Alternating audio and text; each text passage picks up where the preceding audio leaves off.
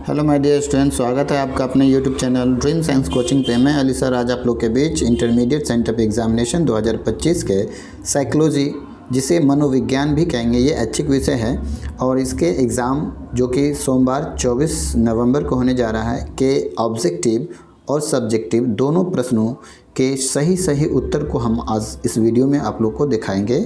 आप लोग इस वीडियो पे बने रहेंगे और पूरा देखेंगे। मैं आपका ज़्यादा वक्त इसमें बर्बाद नहीं करूँगा।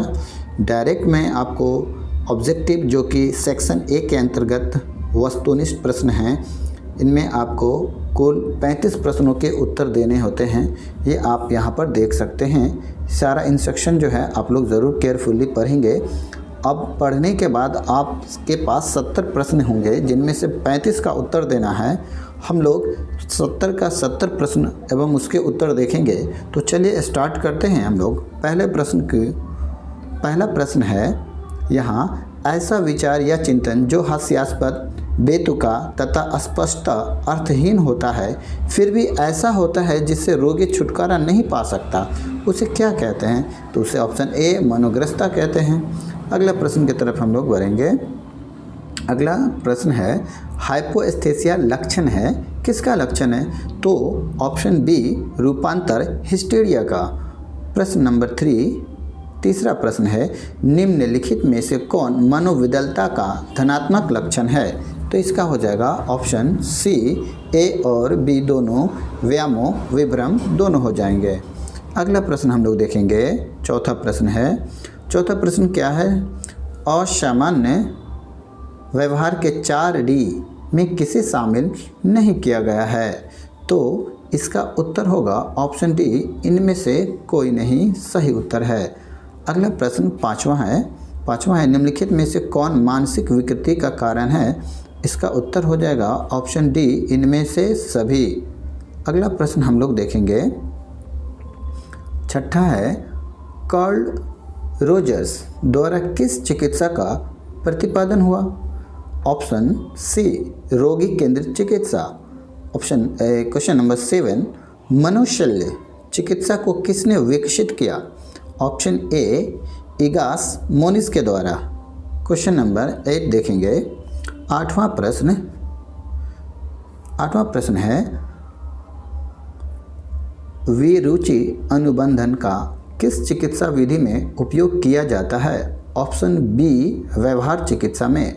नवा प्रश्न, रैशनल इमोटिव चिकित्सा निम्नलिखित में किसका प्रकार है? ऑप्शन बी, संज्ञानात्मक चिकित्सा का। अगला प्रश्न जो कि 10वां है को देखेंगे। योग है, क्या है भाई? तो आघात चिकित्सा, देशज चिकित्सा दोनों, ऑप्शन सी। 11वां प्रश्न देखेंगे। अप्रबंधित कार्य तनाव उत्पन्न करता है, इसकी पुष्टि निम्नांकित में किनके अध्ययनों से होती है? तो ऑप्शन ए, राइस इसका सही उत्तर हो जाएगा। अगले प्रश्न की तरफ बढ़ेंगे। 12वां बहुत अच्छा प्रश्न है।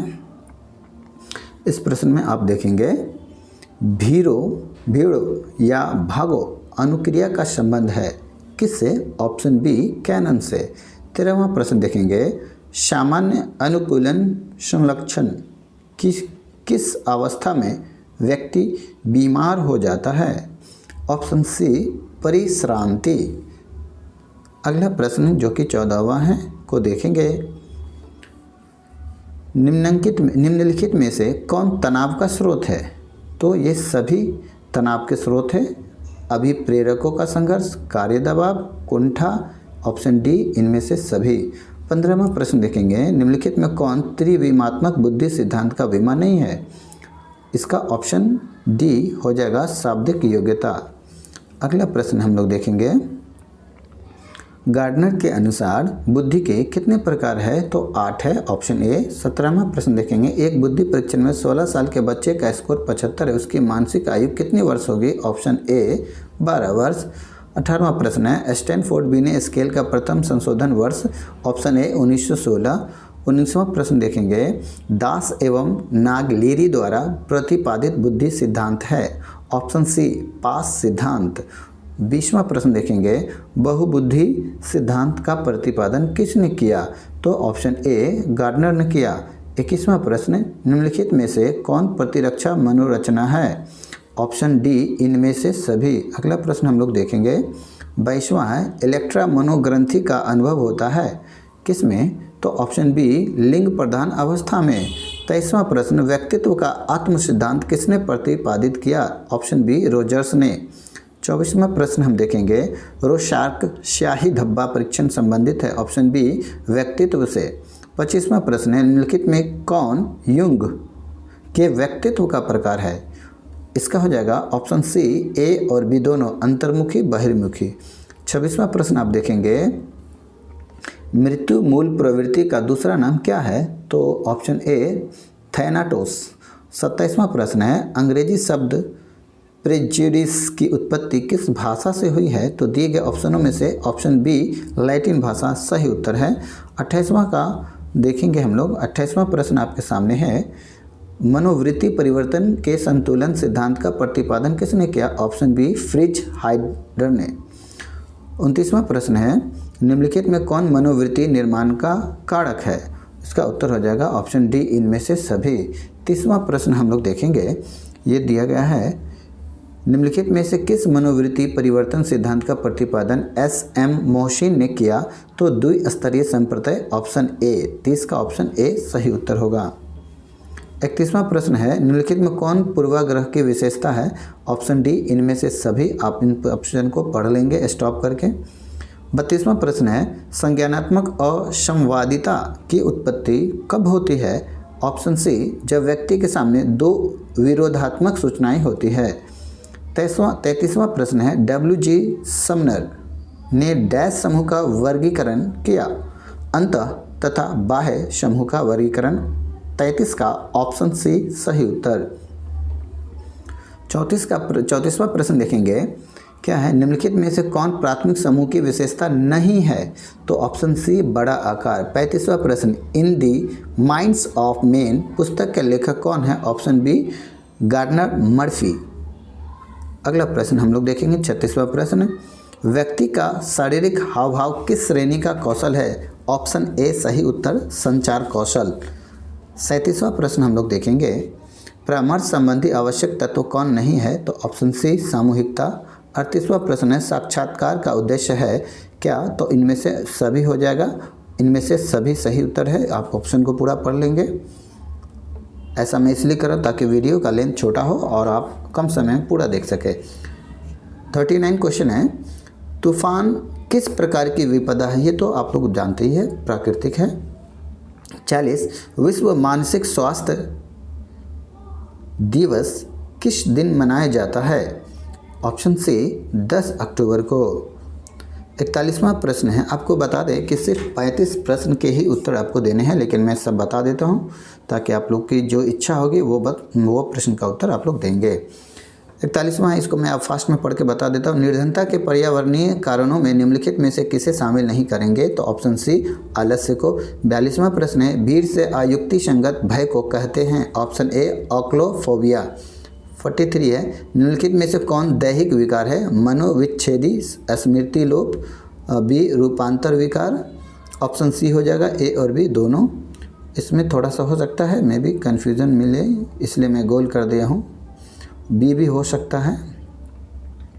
44वां है, एनोरेक्सिया नर्वोसा का ऐसा विकार है जिसमें रोगी को क्या होता है? तो ऑप्शन बी भूख कम लगती है। 45वां प्रश्न आप देखेंगे, निम्नांकित में कौन मानसिक विकृति है? तो मानसिक दुर्बलता, द्विध्रुवीय विकार, कायिक मस्तिष्क विकृति, इनमें से सभी। ऑप्शन डी सही उत्तर होगा 45 का। 46 का देखेंगे, ऑप्शन सी होगा उत्तर विश्व स्वास्थ्य संगठन।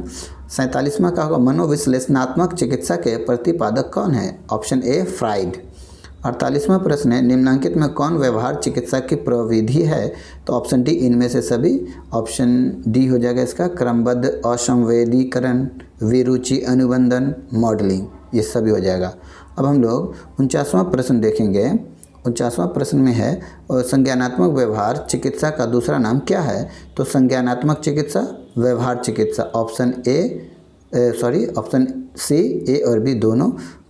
50वां प्रश्न देखेंगे, पतंजलि के प्रसिद्ध योग सूत्र में योग मार्ग कितने हैं? तो इसका उत्तर हो जाएगा ऑप्शन ए 8।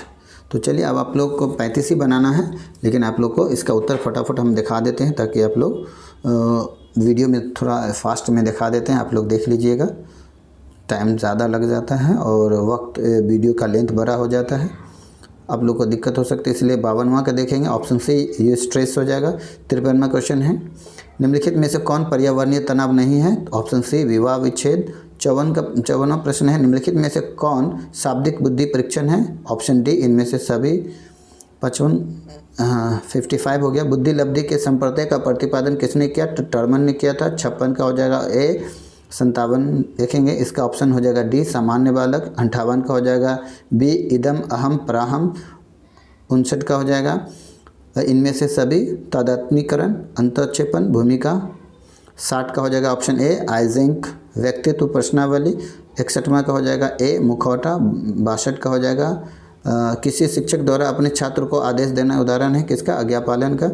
उसके बाद 63 का देखेंगे ऑप्शन डी इनमें से सभी। 64 का देखेंगे निम्नलिखित में से कौन समूह निर्माण कारक नहीं है?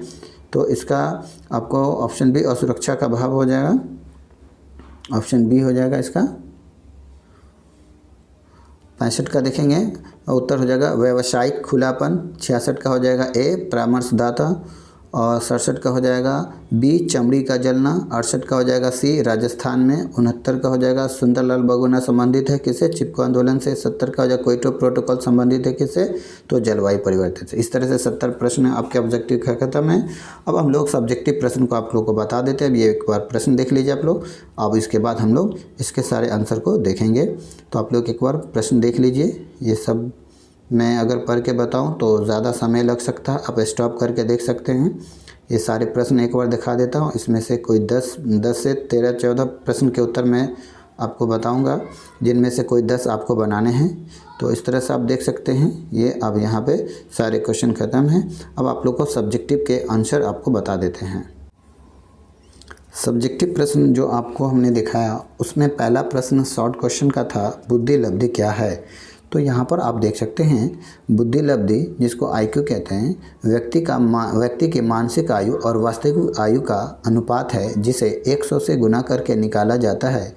यह बताता है कि व्यक्ति की बौद्धिक क्षमता उसकी उम्र के अनुसार कितनी है। अगले प्रश्न के उत्तर देखेंगे हम लोग। दूसरा प्रश्न है सृजनात्मकता क्या है?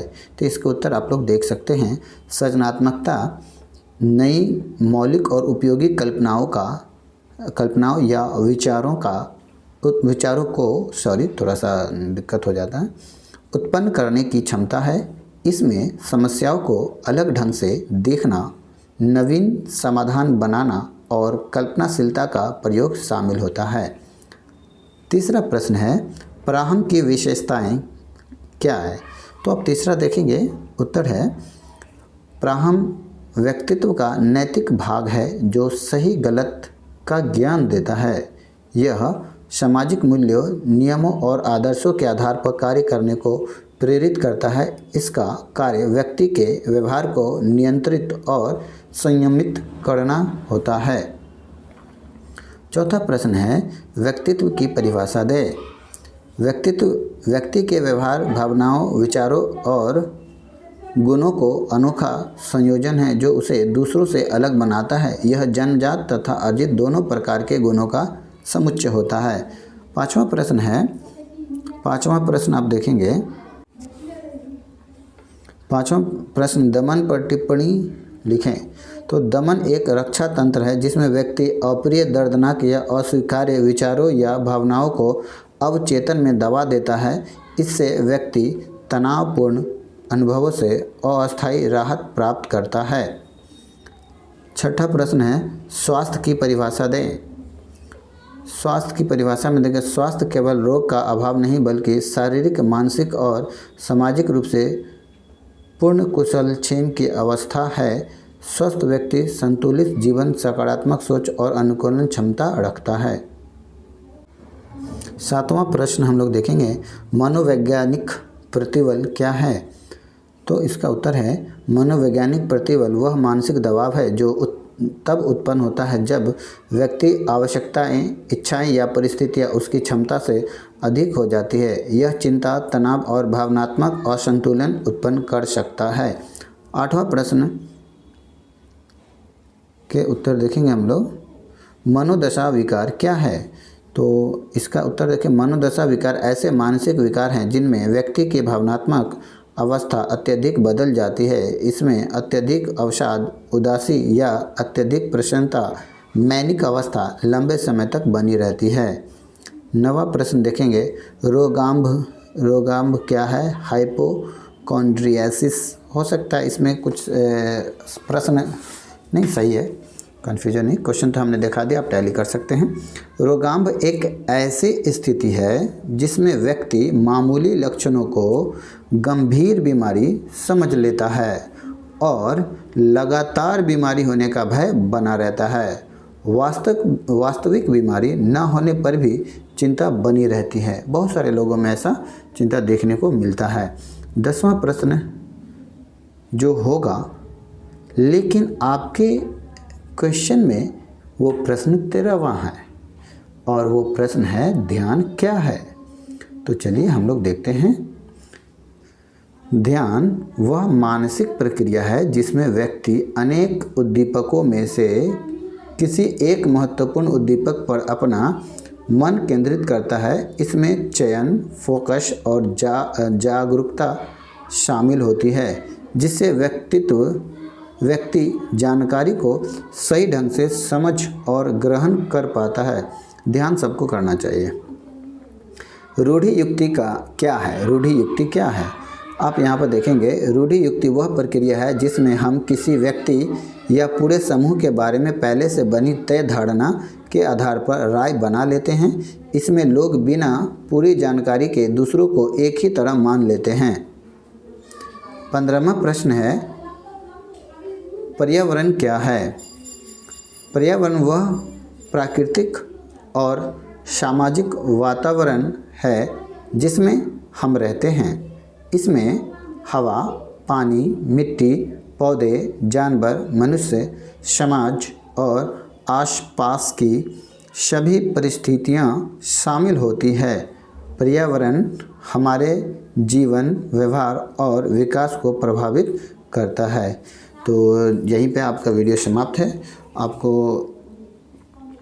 यहाँ पे आप लोग ये शॉर्ट क्वेश्चन के सारे आंसर हो गए हैं। लॉन्ग क्वेश्चन के लिए मैं अलग से एक छोटा सा वीडियो बना दूंगा। किसी कारण भूलवश वो रह गया है तो मैं उसके लिए अलग से वीडियो बना दूंगा, उसमें आप देख सकते हैं। तो यहीं पर हम वीडियो को समाप्त करते हैं। चलिए, जय हिंद, जय भारत।